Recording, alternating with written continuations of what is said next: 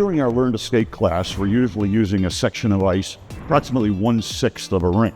And we find that this is a good size for the players to work in, and they're able to keep their attention. Our first exercise for the players in our Learn to Skate is the double outside edge glide. One of the things we've learned over the decades is that the great players have high arches in their feet.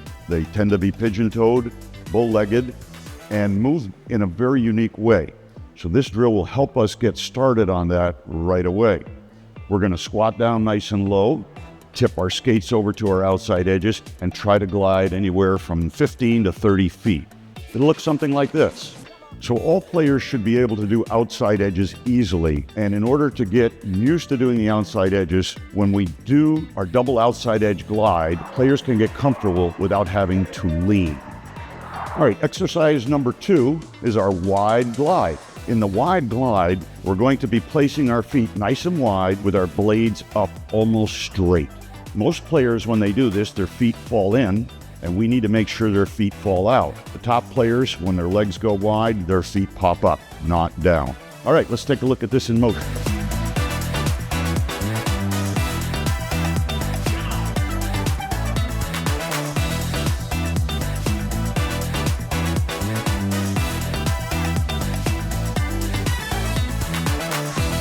So as we're going through our drills, we might have up to 12 skaters doing this pattern that we do on the 6 of the rink. A line of cones, 4 to 6 cones, works out very well to help the kids manage themselves. And it also helps that they can do loops where they can go round and round and round, where there's no stopping. They just keep doing their drills over and over and over. That's such a huge benefit to the young kids, because many will get obsessive with doing the drill correct, and they'll lead the group very nicely. Okay, our next drill will involve recovery. So after each player pushes their leg out, the leg has to come back together and out and back together and stay low at the same time. To prepare for this, we do an exercise called the knee lift. So we bring the knee up to our forearm, and then the other knee up and the other knee up. Many players are very underpowered in this area of their body and cannot bring their knees up this high just yet. But with some practice, they will. We typically do it like this.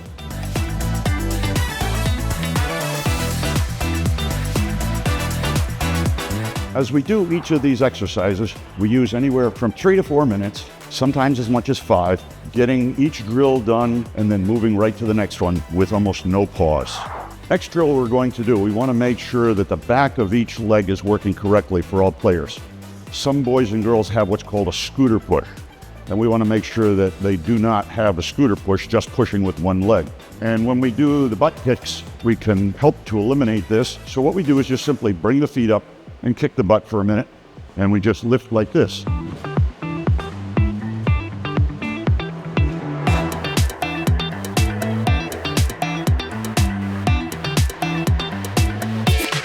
In the next drill, we'll line up the players on the goal line, blue line, sometimes red line, but usually it's the goal line or the blue line. And we'll have them all set up side by side, prepared for what we call the walking drills. We're gonna have all the players bring their feet together, and we're gonna have them actually chant with us. Ready, players? Who's planning on being a great hockey player? Me! All right, always yell that out, get excited. Feet together! Outside in! Toes in! Who's got the toes in the most here today? All right, let's see who can hold the outside edge and walk backward. Step, step, step. And this way we get a good definition of what each part of this means. So we yell out feet together, then we go outside edge, and then we go toes in. Away we go. Step, step, step, step, and step. And we'll typically walk for about 45 seconds. And then once we hit the 45-second mark, we'll just have all the players turn around and we'll walk it back. Who can turn them in a little extra here? How about you, Carter? Can you turn them way, way, way in? There we go. Coaches, sometimes you'll notice the hands rotating. That just tells you there's good brain activity. Paul, can you turn just a little more here? Go ahead, twist your legs a little harder. And you can see his arms tensioning up. This is very, very normal, not to be alarmed. So the next one in our walking drills is walking backwards with the toes out. So once again, we'll have the children chant feet together, outside edge, toes out. And once again, the arms may contort in the other direction. Most kids do this. Don't be alarmed. No comment necessary. And away we go. Step, step, step. Feet together. Outside edge. Toes out. Who's got the toes way out? Can you see the snow on your blades? Yeah, take a quick peek, and then you know your feet are tipped properly. And then let's go backward. All the great players, backwards we go. Step, step, step, step. Again, after about 45 seconds, we'll rotate and have them walk back to their starting point. Sometimes if a player is struggling in this one, we'll just step right up in front of them and say, can you put your heels together like that? And then walk backwards. Ball, step, step, step. There we go, much better. So our next step would be doing the same exercises forward. So we go feet together, outside edge, toes in, and now we're going forward. Let's go, players, toes in, and we're going forward. Who can hold them in the most? Remember, the more you can turn your toes in, the more things you can learn in skating, and the faster you'll be able to skate as well. All right, players, let's head back. Toes in the other way. Here we go. All right, and then our fourth one is feet together, outside edge, and toes out. And sometimes on this one, we'll ask the players if they can do it exactly as we show. Step by step by step by step. Everybody take a look. See if you can see the snow on your blades because you're tipping them back to the outside edge. Great, let's go forward. Step, step, step, step. Now the great players take their time on these drills. Why don't they rush? So they can be a great player. That's right. Buckley, can you take a bigger step? That's the way. All right, players, let's turn around. We'll walk it back. Who's got the toes out the most? All right, fantastic, players. All right, so why are the floor exercises so important? Well, in most people, the muscles that rotate your legs inward are very, very underdeveloped. And as a hockey player, they need to be overly developed. So by doing the walking drills, we can build that up. So for instance, if a person is born with their toes in and they walk with their toes in, to walk right or left, they'll open up their leg to go right, or they'll open up their left leg to go left. They retain their toe-in strength and develop their toe out by walking. If you're a toe-out person naturally, which most people are to some degree, you never have to turn your toes in for anything. So you never develop the inward rotation muscles. So important for hockey players. Just a quick for instance. If I'm skating forward, I'm going to back up a moment here. If I'm skating forward and I wish to initiate a stop, I toe in.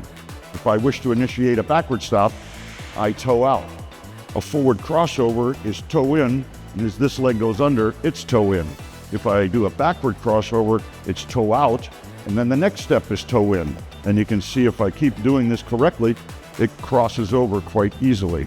Well, those are just a few of the things we're preparing for, as well as many other stops. To stabilize the stops, we need quality toe in and toe out control.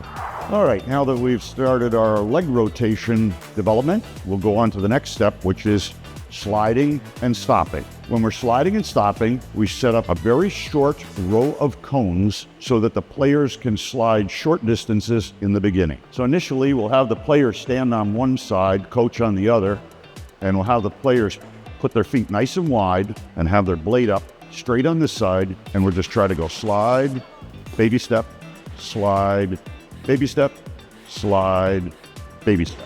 Now, many of the players will have a challenge with their foot being on too much inside edge. The foot won't move when it's in the deep edge position, so we ask the players, can you hold your foot up straight? And then go like this. Hopefully they say yes, and away we go. So as we do the lateral slide, we have our cones tightened up so we're only using half of the station. This way, as the kids do their slide, they'll slide right down 20, 25 feet at the most, and then move to the other side.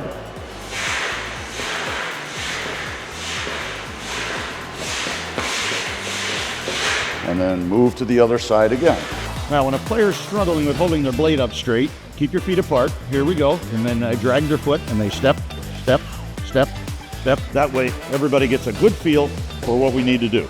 As we do each sliding and stopping drill, we typically will go 2 minutes to 4 minutes, depending on how strong the players are and how much we've accomplished. Our next stopping and sliding drill is stomp, cross, slide. In the future, we need players to be able to do a quick crossover start and a quick crossover stop. We have found that if we do the crossover stop first, the crossover start comes later with no problem. The drill will look somewhat like this. We take the lead foot for the direction we're going and stomp on the outside edge. Then we cross over, and then we slide. And then we lift it up again, and we go stomp, cross, slide. And we keep repeating this till we get to the last cone. Once we get all the way down here, we'll slip over on the other side again. And make sure you have the boys and girls face the same way all the while. Frequently, what I will do is have the boys and girls face the boards, the closest wall. Stomp on the outside edge, crossover, and slide. Nice job. Everybody join in. Stomp, cross, slide. Stomp, cross, slide. Now, if we take this all the way out about 2 years, we would be moving a lot quicker. So what we're looking for in the future player is something like this. They lift up their foot and in order to end up with that as the final result, we have to lift this foot up and give a stomp. When we do, they're pushing with the other leg, which is the result we need. Stomp, cross, slide is also important for changing direction. In the future, sometimes players will move one way and they have to go right back where they were. We'll have them all prepared for that. All right, this one is called the T-glide and stop. In this one, we're going to rotate the leg in the direction we're going, then move over and stop. And so I'll usually stand in front of the players and I'll ask them, rotate your leg, rotate it back. Turn your foot, turn it back. Turn, turn, turn, turn. And then turn, stop. Turn, stop. Turn, stop. Turn, stop. And just as before, when they get to the last cone, slip over and repeat. Turn, stop. Turn, stop. Turn, stop. T-glides and stops are used when a player needs to move more than just a few inches. In the first drill, we did the lateral slide, and that would be for short movements. In the T-glide, we move for larger movements and can move much more than that as well. Everybody keep your legs apart. So once the players can do this particular stop, we work on dragging the back foot so we're always stable. Push, drag, stop. That would be a little ways down the road, not in the first few lessons. After we do the single T-glide and stop, then we move to one called 3-in-1. We do 3 pushes one way, 1 back, 3 one way, 1 back. This way players will be all set up to reverse direction quickly when necessary. Goes like this. 1, 2, 3, stop, 1, stop, 1, 2, 3, stop, 1, stop, 1, 2, 3, stop, 1, stop. And again, when the players get to the end, they just simply go to the other side of the cones and repeat. 1, 2, 3, stop, 1, stop, 1, 2, 3, stop, and 1, stop. Now in the beginning, we may do a lot of hand-to-hand helping with the players, but we gradually work on getting them to face straight ahead so that when they turn their foot, their body's not rotating. Young children are always going to rotate their body in the beginning, and we keep encouraging them to face the wall. Next is the long snowplow. The long snowplow is designed to help players to hold their lead foot, the foot that starts many of the stops and eventually a 2-foot hockey stop. This long snowplow allows the players to hold their foot in the proper position for many seconds, getting a good solid memory of the angle that the foot should be for sliding. So one of the best things we ask the players during any stopping exercise is when we are sliding or stopping, do we tip the foot over or hold our blade up straight? And usually they say hold the foot up straight because we've explained them several times, and then we ask them, can you do that? So when the players go to slide, the blade should be up straight and then rotate toe in. If their foot is tipped over, when they turn their foot, it will stick and it won't work properly.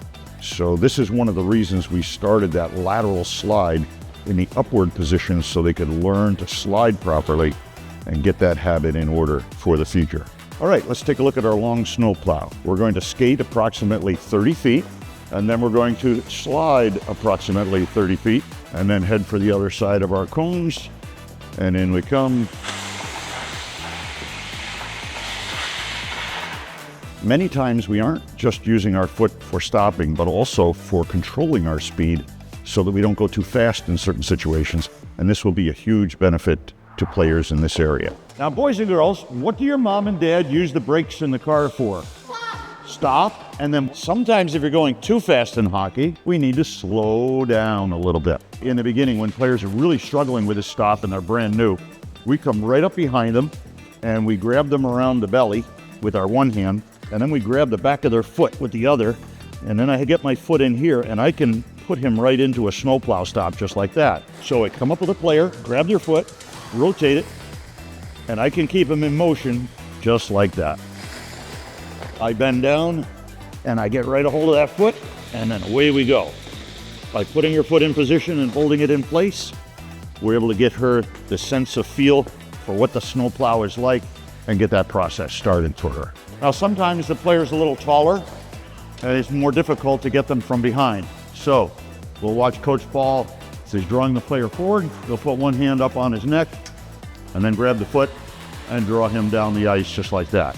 By holding the player's feet in place, they develop a keen sense of exactly what their foot positions should be for initiating stops and slides. Our favorite location for setting this up in a hockey rink is between the blue lines, using a section about 30 feet wide. The players can skate to the red line and try to slide to the blue line. Round the cones, skate to the red line, slide to the blue line. The longer the slide, the better the results. Gradually, this snowplow will be easier for them every week, and we usually get quite a few players stopping within just a few weeks. So after we get all our sliding and stopping completed, now it's time to do our basic 8 and develop our curving habits. When playing hockey, most players do not tip their feet properly. We want to make sure everyone gets an opportunity to learn it correct so that they can lean extreme. In preparation for this, we did our double outside edge glide, our very first drill, to get the outside edges started. And now we're just going to use one foot at a time. So the one foot will tip, the other one will stay straight, and we'll get a curve. The other foot will tip, this one will be straight, and we'll get a curve. Now, to get this set up in your station properly, hopefully we have a circle. If we do have a circle, we place the cones right on the circle in a full-size rink, which is going to put our cones about 8 to 10 feet apart on one side of a hockey circle, and the other 2 cones on the circle opposite them, like so. Then we show the players that we're going to be tipping our foot 1 stick length before the cone. Looks a little bit like this. We take the skate, tip it over. In the beginning, the players may only get a little bit of tip on their foot, but if we keep encouraging them, they'll be able to tip their foot completely, and completely would be boot against the ice. We need to get our knees bent and be very low when we do this exercise. When working with young hockey players, the best way to get them to bend their knees is to ask them, can you show me how low you can get while tipping your foot over? And remember, if we ask them, they're going to say yes, either out loud or in their mind, and that is a way to get them more convinced internally to get lower and lower and lower. There are some body types that struggle a great deal with this outside edge process. If you see knees banging together when they're tipping their foot and their knees don't go apart, be patient, ask them, can you get lower? Keep tipping the skate, and if it's really severe, let me take a look at them. We do sometimes tilt the blades underneath the skates, mechanically shifting the blade with some work that can allow them to do outside edges much better. Now, when the players are doing the basic 8, about every minute and a half, they need some encouragement. So we simply gather them together, maybe show them a picture of an NHL player with a boot leaning over, especially if you know some of their favorite teams, get some pictures and have them available on your phone so that they can see what deep outside edges look like. We can also stop them and simply tell stories of different players that they may know in their area and how much they tip their skates. Encourage them to watch the feet of the college players in the town where they play hockey. The high school players, the more advanced hockey players of any level, will always be tipping their skates much more than regular. A lot of the players also enjoy looking at a motorcycle leaning over with the rider elbow and knee on the ground, and we explain to them that that's just like the skate, and sometimes they can relate to that even more so, being as most boys and girls ride bicycles. So our next one after the basic 8 is the crossover glide. Now this will be dependent on the player's level and ability. If they're ready to begin standing on one skate, what we do is have them come up to the wall, and we'll get everybody lined up and have one hand on the wall. They'll take the skate next to the wall and go to a little bit of outside edge, lift this leg up and across. The most advanced players, if they're very strong and are stable in this position, will have them point their toe at the wall. When we come back in the future for backward crossovers, by the way, we'll point the heel at the wall. You can make a note of that for the future. So now that we've got our position here and they're fairly well balanced, we'll just simply have everybody turn around and repeat the same thing on the other foot. As long as they can hold this for 5 or 10 seconds, they have a good reference point when they go out and do the basic 8 pattern doing the crossover glide drill. Here's how it goes. About a stick length before the cones, we pick up our outside foot and cross over and glide around the curve of our number 8. Then we take a few strides and repeat again on the other side. Now, one thing you'll notice is my skate on the ice is constantly making adjustments, and these adjustments are developed over time by gliding on one foot. When the skate flexes like that, it causes the body to rotate back to where it should be, and it works in both directions. This is why we want to glide on one foot a lot. So you see that time a little less adjustment, my body was more balanced. Over time, the players will be able to glide further and further. In the beginning, we can hold them and get them through this drill onto one foot within a few months. Our next step is to make sure we develop proper leg extension in all our players. In order to do this, we have worked on a drill we call push off the wall. When players are not on the ice and they're out walking like everybody else, as we put our leg out to step onto this foot, we go quad toe up. And what do we just cover in skating? We go quad toe down. So this is an opposite link in our muscle groups. It's like 2 languages. We need to make sure our legs know both languages. First thing, we'll get everybody lined up. They've got their back to the wall. I'm sitting here. We might have several coaches sitting front, and we'll have everybody bend their knees, and we'll go like this. Who can bend their knees like this? And they all bend their legs, hopefully. And then who can straighten their legs like this? And then we'll have them all chant with us. All right, let's yell it together. Ready? Bend, straight, bend, straight, bend, straight. And we'll do that for about 20 to 30 seconds. We'll encourage the kids to yell as loud as they can. When they chant, it blocks out all of their thoughts. So they're going to get a good identification on bend and straight. And that will come in very handy for future instruction and their development. Now, we'll also chant again a second time, and we'll teach the kids that some coaches may call straight extend. Who can yell extend? And somebody will yell it out, and let's do it again. And we'll go bend, extend, bend, extend, bend, extend. And we'll get this really fired up, get the kids yelling good and strong, and this will ensure that they have a good solid memory of bend, extend, as well as bend, straighten. And then the final one is bend, push, because we want that leg. Whenever they have the desire to go fast or their coaches are saying the word push, we want to make sure this leg extension is attached to that as well. So we'll do the same process. We'll get them all set up, and we'll go bend, push, bend, push, bend, push. And during the routine, a couple of coaches can be sitting down working with the kids. A couple of coaches can be watching that everybody's doing the drill, and we're safe. And we'll get all the players together, and we'll have them scooch up right into the wall, and we'll have them go push. And every time they push off the wall, they go quad toe down. And then they'll scooch back, and they'll push again, again, and again, getting this quad toe down process started. After we do on their seat for about 1.5 to 2 minutes, their attention will start to wane. No problem. We'll just turn them over and say, who can do it on their belly? And we'll teach them to make sure they keep their toes on the ice. So as they dive out, boom, just like that, and they keep their toes right on the ice. So again, when they push off, boom, away they go. And again, we try to avoid letting anybody kick up in the air. We don't want to get any injuries, so we get them doing their toes on the ice right away. keeping their toes on the ice also helps with developing that leg extension just a little bit stronger. So as we push off the wall, every time we push, quad toe down, quad toe down, quad toe down, then that combination of muscles working together will be available for players when they have the desire to skate faster. In this exercise, we're going to begin backward skating development. Now, most hockey players think backward skating is hard. So number one, we never talk about how difficult it is. We just simply ask questions so that the players can begin to find a lot of fun in backward skating. And here's how we go about it. First, we asked all the players who can do the outside edges like we did going forward earlier today. And they all usually say, yes, I can do it. Great, let's see the position. And we'll have them all do their outside edges and squat down nice and low. And then we'll say, can you step up to the wall like this, eat 2 outside edges, and give a little push? And the players that can get their feet into the outside edge position will usually get this very, very quickly. In the first few weeks of doing this drill, we always do it very gently so there's no falling and there's a lot of success. Let's do it again, Thomas. Here we go. Ready, set, push. Now, my skates line up very nicely, so I have very little resistance even on a very sharp skate. But some of the players, when they push off the wall, their feet may pop out or their toes occasionally might go in, and we'll have to ask them if they can line up their feet. 5- and 6-year-olds don't understand the word parallel, but sometimes they can understand, can you line up your feet?